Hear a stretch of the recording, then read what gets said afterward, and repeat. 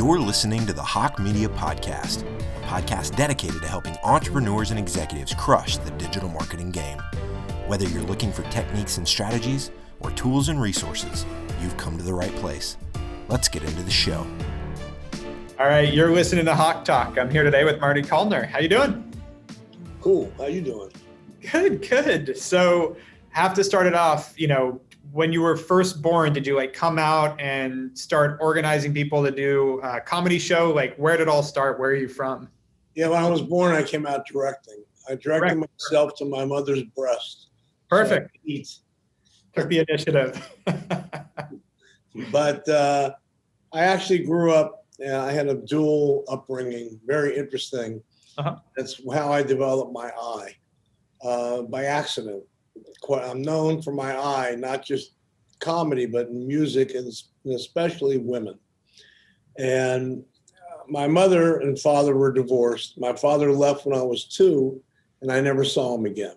Wow. My mother was really struggling, and he didn't send money, although I never resented him for it.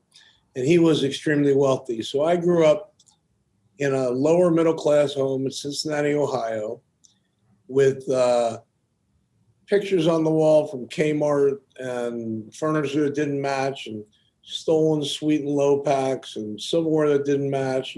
She was just scrambling. She worked 3 jobs to give me and my sister somewhat of an existence. When my father died unexpectedly at 10, the family in Chicago said, "Oh my God, he's got a boy and he's the last remaining Callner. We want to culture him up." So between the time I was 10 and 18, I spent every summer in Chicago and really loved that part of my family. But what would happen is that I was so poor, I would fly out in my Little League baseball uniform. And when I'd get there, I'd be picked up by a chauffeur who had no problem driving down the wrong way, Archie, down the wrong way streets. All of a sudden, I find myself in the penthouse of the Drake Hotel with real Monets, real Chagals, real Picassos, fine art, butlers, china, everything that the cream of the wealth had, because they were extremely wealthy. My family owned all the South Street in Chicago. There was a Callner building, we owned Chez Paris. Just so much stuff. It's hard to really put into words. Now, I always wanted to go back where I was in charge, but I developed an eye. It was easy to see the difference between a Kmart ship and a Picasso. I didn't even realize it though. I had no idea, but the osmosis of being around that kind of art for months at a time sunk into me and gave me an eye. And when I started shooting entertainment, I was known for shooting women because I made them look beautiful because I had an eye. And that eye has really served me well. So I missed something, obviously, not having both parents, but I learned survival skills and I got a career out of it, quite honestly. So taking a step back, so your family had you up in Chicago, or your distant family had you up in Chicago during the summers, and did you end up going to college after that? What were you? I went to the University of Kentucky. Okay. And spent 5 years there. Okay. I didn't graduate because I didn't give a. Can I cuss? Yeah, please feel free. I didn't give a fuck. All I wanted to do was party. Uh-huh. I led the school in W's. I wanted to stay out of the war. But, I was an artist and didn't know it. I didn't actually know it until I took a psychedelic trip, right, on synthetic psilocybin. And what happened was my friend went to Berkeley, and he came back with a tab like this big full of synthetic psilocybin. And 3 of us went down to the refineries because it was so illegal. We got a Motel 6. And we emptied this capsule into a glass of water. The 3 of us drank it. I must have got the most because I was actually stuck for 3 months. Now, instead of me playing poker, rabble-rousing, starting fights, I found myself sitting under a tree reading Gibran and Sartre and Nietzsche. Uh-huh. And I always wanted to be back to myself, but I didn't mind it. Okay. And what it did was it opened up the creative side in my brain, which had been blocked by all the stimuli I had gotten in schools. So I remember one day I broke out of it, punched the guy next to me and said, I'm back. But I still gained this creativity because of it. It was always in there, Yeah. but it unlocked it. So And I've never taken any since because Uh-huh. I didn't want to get stuck again. Yeah. But that's what happened to me. And how old were you at that point? I was, I think, 19 or 20. Okay, so you were still early in college, but Yeah, I was early in school. Yeah. And then when I got out, you know, even though I was creative, I was still a bum. And, you know, I like to gamble and women and drugs and everything else that goes with that. My mother was extremely worried about me. I was now 23 or 22 years old, just about to be 23. I didn't have a fucking clue what I was going to do. And Yeah. she said she was, one of her jobs was she was the manager of the Southwest edition of TV Guide. So she worked with all the TV stations. She said, would you consider taking an interview at a TV station? I said, yeah, that's my anniversary. That's coming right up, actually. So I said, yeah, why not? I went in there. And the first day I was there, there had been a plane crash at the Greater Cincinnati Airport. And it was like broadcast news, the scurrying going back and forth. And I was like, I liked the action of it. You know, I thought this is pretty interesting. And then, so I got this job, $89 a week as a prop man, moving sets around. And the first show I worked on was the Nick Clooney show, which is George Clooney's father. Wow. George was a 7-year-old running around in the studio. And all the lights and the applause signs, I was mesmerized. And I knew this is where I was supposed to be. I had found my calling. So now, instead of being a lazy bum, they couldn't get me out of there. I was there like 24/7. And the engineers would teach me, and they would give me coat hangers made out of TV screens. And here's shot composition, and teach me about all that. To make the story short, 7 weeks later, I was directing. And I became a superstar director in Cincinnati. So how did that happen? I'm just curious in terms of the actual situation. Like you're 7 weeks in, you don't have experience, you're just coming in, you seem in. Well, what happened, the first show I got was called the All Night Theater, okay, which was one camera that the engineers would rotate on because they didn't want to do it. And they would sit there and basically sleep with the camera focused on the guy. And I took out my Zettel television production and I would say, dolly left, pan right, zoom up. And they said, listen, kid, if you shut up, we will teach you. If you're going to continue to act like an asshole, we're going to bury you. I shut up. They taught me. One thing led to another. And the thing that was the hardest thing to direct in that city was this Al Shuttlecotty News. Now, the Al Shuttlecotty News, Al Shuttlecotty was a taskmaster.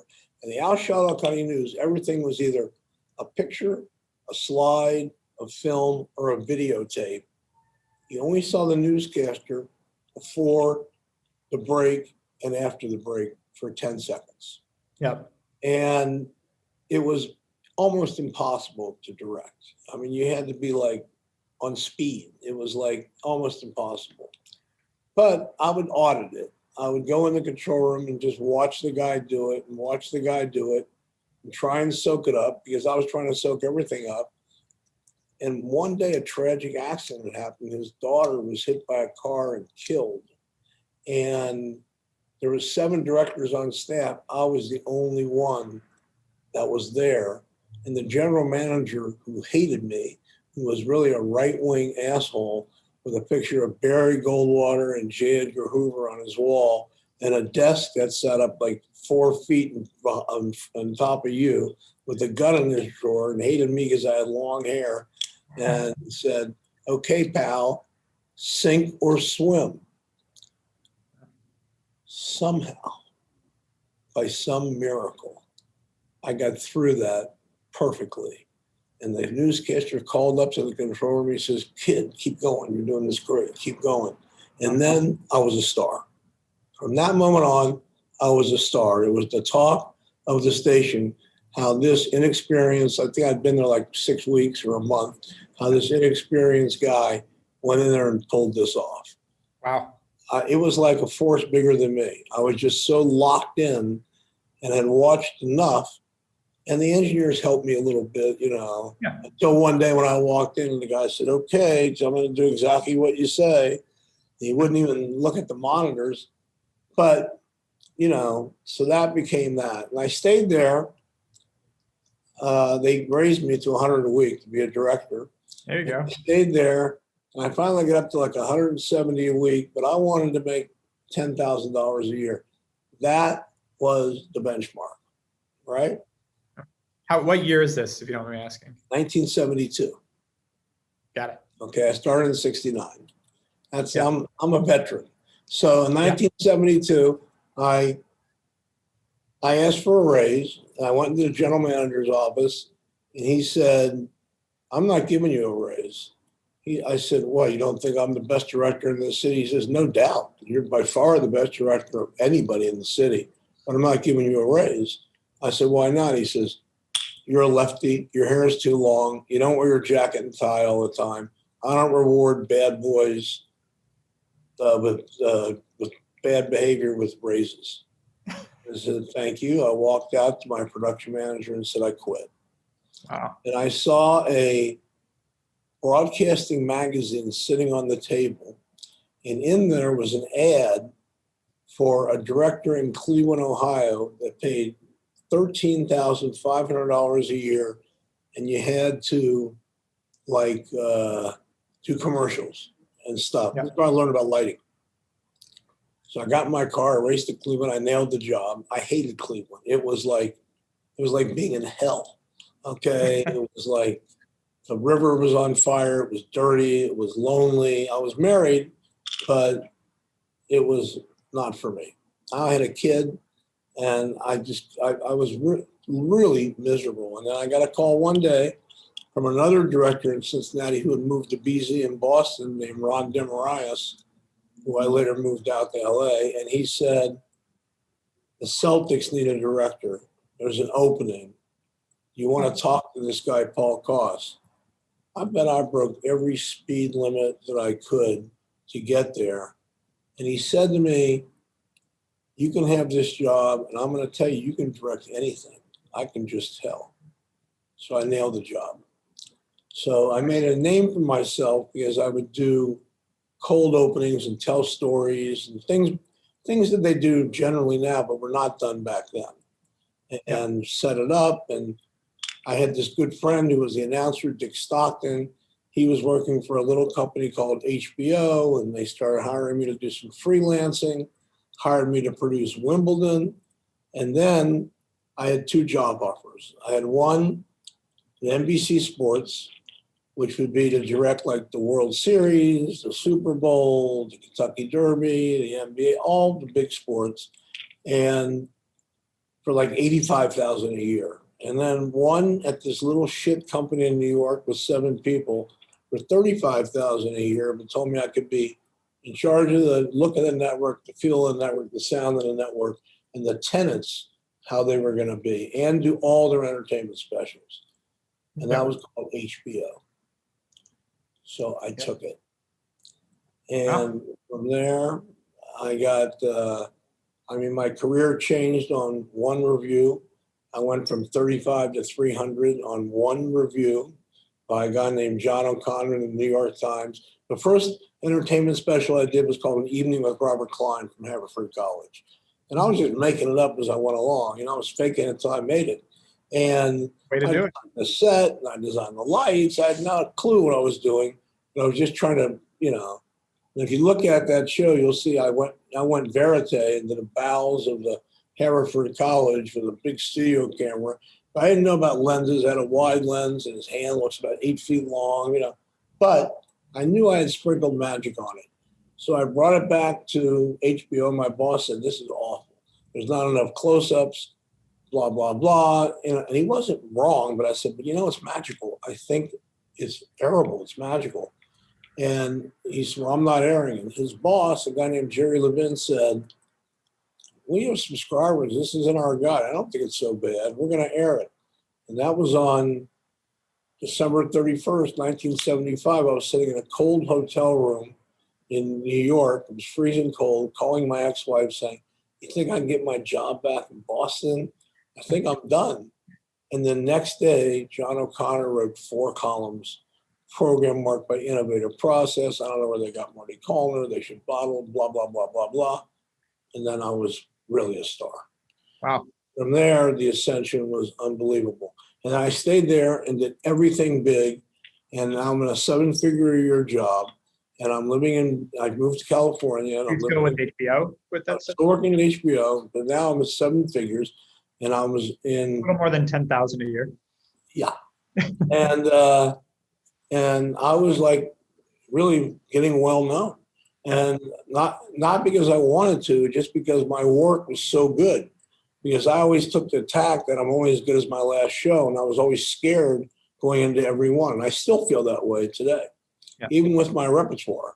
So I was laying in bed in Beverly Hills in this big house, and there's something called the Z Channel was on. And a music video came on called Betty Davis Eyes by Kim Carnes, directed by an Australian named Russell Mulcahy. I said, holy shit, this is unbelievable. It's breaking every rule that I've learned. It's jump cutting, it's crossing the line. It's also the most artistic and entertaining thing I've ever seen. I got to go do this. I said to my wife, I got to go do this. I said, that means that we could be broke. I'm going to give up the job. We could lose the house. We're starting all over again. But artistically, I have to go do this. And to her credit, and I'm still married to her, she said, go for it. I'll live with you in a 1 room in a desert. So I went to New York. I met with this guy named Ahmet Ertegun, who had signed the Rolling Stones and Led Zeppelin and Atlantic Records. So I want to do a music video. And so I was somewhat well known. So he said, I got 3 bands, pick one. They didn't really know what music videos were that much. One was a band from New Orleans called Zebra. Another one was In Excess, who I'm sure you heard of. And he said, I got this bar band. I don't know what to do with it. I may drop them. They're big in England, but they can't get arrested here. Take a look. What do you think? And that was Twisted Sister. That'll do. I said, I'll take that.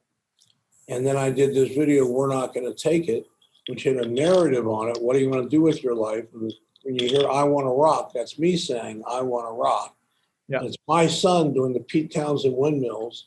And this video changed the game at MTV because now there was a story. And for the next 12 or 13 years, I didn't have a manager, an agent, just MTV. I never stopped working. I think I did a couple 100 videos. And you did this all yourself. You didn't build a team. And I knew you built a team in production, but you didn't have manager or agent, as you said. I do now. I have agents and managers now, but I didn't need them. MTV, sorry about the sirens. Somebody probably with COVID going to the hospital. At the time, yeah, so I said, so I didn't need them. MTV was my agent. They'd see who directed the video. Yep. Creative greed was set in. And I always had this rule with these bands that I got final cut. And they would say, we're not giving you final cut. We don't give anybody final cut. I said, okay, do it once. And if you don't like what happens, never hire me again. But give me the one shot. I did 18 videos with Aerosmith. I did multiple videos with a lot of artists because I knew I could do that better than they could. They could make music, but they couldn't do what I did.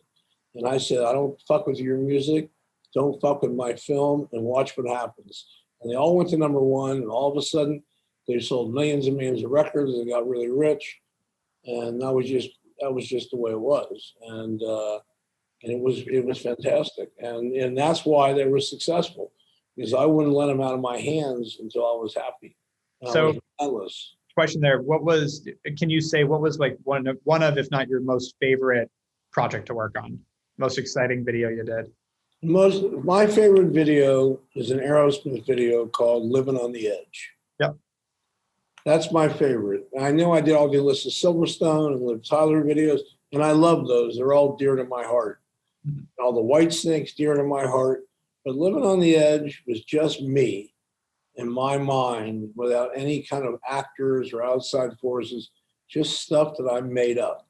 Mhm. I planned it. I didn't make it up on the spot. Right. And it to me is the finest work I've done in the music video world. Yeah. And any I left again. stories in terms of putting together these videos, any experience you got, you were kind of living in the peak of the music industry from the, sex, drugs, and rock and roll standpoint. Any fun stories on that side of it too? Well, I decided to instead of making women sex objects with the video crying, I made the woman the protagonist. At the end of the video, she went like this, and all the women in America cheered. And I used strong women because I was kind of a woman's liver myself, based on having a single mom. So I would make strong women rather than having them objects they are, although I do that too. And, when I left MTV, I had two things happen. I had a censorship issue. I usually beat them, but they made me take out a shot that I thought set up all the rest of the shots in the crazy video. And it was great, but it ruined it for me. And at the same time, my boss at HBO, who didn't talk to me for 10 years because I left, called me up and he said, "I've got a problem with an artist. Would you consider coming back? I'll make it worth your while, not to be on staff, but to do this project." I said, "Who's the artist?" He said, "Madonna." And this is when Madonna was Madonna. Yeah. Okay. What year is this? I want to say 80. I don't remember, 80 something, but she was like, Late 80s. yeah, she was like, the shit. So I went to Australia, did the girly show, and HBO just started flooding me with shows. And I did a bunch of shows for them, comedy, Chris Rock, Robin Williams, Pee Wee Herman, who I discovered. And I did all their big music specials, from NSYNC to Justin Timberlake to Britney to Garth Brooks to Bette Midler. I did the Rolling Stones, 7 different specials. I really had a big music career. And then I created a show, which is going to be on August 10th on HBO, which is now in its 20th year, called Hard Knocks. Yep. Which is the most, popular sports show in the history of television. So it's a long story, but I created, I shoved it down the NFL's throat, and that's a shield that's impossible to break, but I broke it. And my latest thing I created is going to be for Netflix. It's called The Hall, and basically it's the stand-up comedy Hall of Fame. And there's being an actual hall built in Jamestown, New York. We were supposed to shoot on May 3rd, 2020, but COVID happened in March and we got shut down. Now it's not going to be till 22. And I had a whole organization of managers, agents, club owners who voted on who would be in, and we had all that done. It was all posthumous. It was George Carlin, Robin Williams, Richard Pryor, and Joan Rivers. And who I had to present with Netflix help was one to introduce somebody and one to induct them were Dave Chappelle, Chris Rock, Jerry Seinfeld, Kevin Hart, Billy Crystal. I mean, it was everybody and everybody in comedy. So that was a disappointment, but it's coming back. Nice. When are you supposed to do that? That's my career in a nutshell. And when are you supposed to bring that back, that comedy show? It's coming back in May of 22. Okay. It's a cornerstone of their huge comedy festival, assuming that they get this variant under control. Yeah. Which is going to be an issue unless people get vaccinated. Right. And I agree.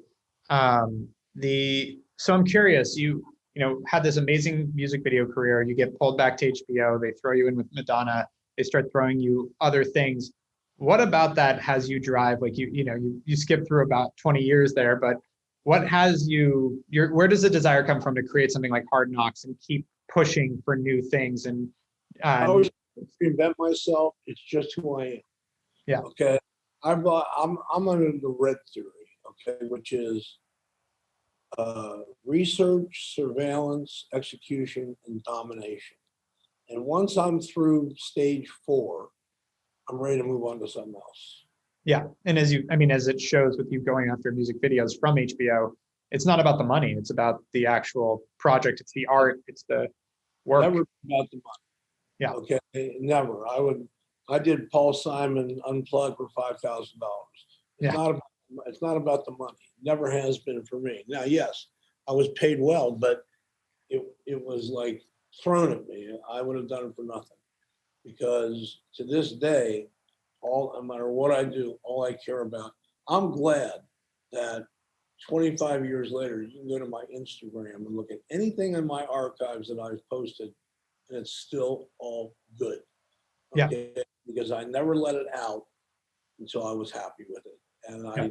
And I've been a choice not to become famous because of the way I grew up. I had a family, and instead of going out with all these stars and getting my picture taken with the paparazzi and becoming a household name, I went home for dinner every night, and I'd say, someday I'll be known for the body of work, and that's what happened. Yeah, makes sense. And throughout all this, where would you say you enjoyed it the most in terms of, I'm curious, industry-wise, like, was it TV? Is it shows? Is it comedy? Is it music? Music videos. Music videos was the most enjoyable part? Yeah, because, I'm really good at multi-camera stuff. Mm-hmm. 47 cameras on Justin Timberlake Live. Wow. But music videos are art. Okay. Yeah. And it's one camera, and you light for every angle. And we used to shoot everything in 35 millimeter film with Panavision cameras. And there's no greater sense of satisfaction at the end of a day of shooting 35 millimeter film and capturing that magic. It's like the best feeling in the world. I love that the most, by far. That's fair. By the way, I got to ask a little anecdote. Did you know Guy Webster, the photographer? No. He did a lot of the rock and roll album covers and was a big rock and roll photographer. Just awesome guy. But so couple more questions for me. You obviously have the comedy thing going, but what's next? What's on the horizon for you? What's exciting you other than that going forward? Working on a lot of climate change stuff. Great. We're starting some viral challenges, and I'm planning to do a huge global concert.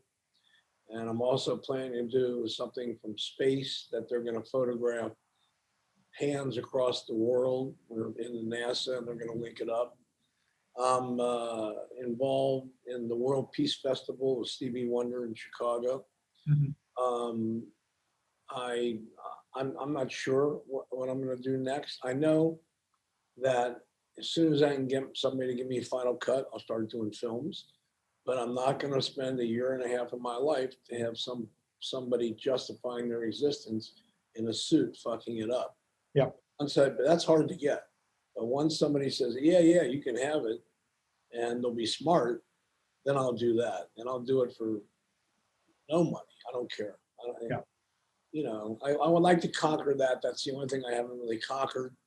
And I've had a lot of offers, but it's always the same. Cher kept offering me movies, but I can't get you a final cut. I said, well, I'm not doing it. I'm not spending 1.5 years of my life so somebody can compromise it. Have you thought about producing it yourself so you don't even have to ask someone? I've thought about producing it myself, but it's always about the same problem, isn't it? Yeah. Yeah. Fair enough. When I'm working for HBO and the record companies, they all had plenty of money. Yeah. Netflix has plenty of money, so they don't mind spending it. Yeah. And because they know they're going to get quality. But when you got to try and raise it yourself, I've tried it a few times. It's a different animal. Yeah. It's kind of a nightmare industry. I've been ancillary involved in it in the past. So last question for me is, for someone trying to pursue their dreams, I mean, you are the epitome of it, where you went after it took you a while to figure out, but in your 20s, you figured out exactly what you wanted to do, and then you mastered it, dominated it. What do you advise someone that is just getting started on that? What is the one piece of advice you give, either you wish you got early, or you did get, or took, or thought of, that you think people don't normally hear? Okay. I have an answer for that. Awesome. Every opportunity you get, whether it's a school play, whether it's a local television station, whether it's something big, take advantage of every opportunity. You never know who's watching. You never know what's going to happen. And just work your ass off to get it to where you really love it, and don't compromise that. Then it'll grow. So and don't work for the money, okay? Because if you work for the money, you're going to fail. All right, I promise you. Art is subjective, and you can feel my passion through my music videos and my concerts. So, and just remember, no matter what you do, the next thing has got to be just as good or better. And you can start in a little local. You don't have to start in LA or New York. You can start local, but take advantage of that opportunity. If it's a one-camera interview show, take advantage. Find a way to make it different. Find a way to make it great. Find a way to do the soft lighting or whatever. Somehow that you get noticed a little bit. And it's word of mouth. It's like movies, it's kind of word of mouth. That's my advice, for whatever it's worth. No, I think it's worth a lot. Hopefully people are listening. So this has been awesome, Marty. You have an incredible story. So thank you so much for coming on HawkeTalk. Pleasure. My pleasure indeed. It's great. You've been listening to the Hawke Media Podcast. To ensure that you never miss an episode, make sure to subscribe to the show in iTunes or your favorite podcast player. Thank you so much for listening. Until next time.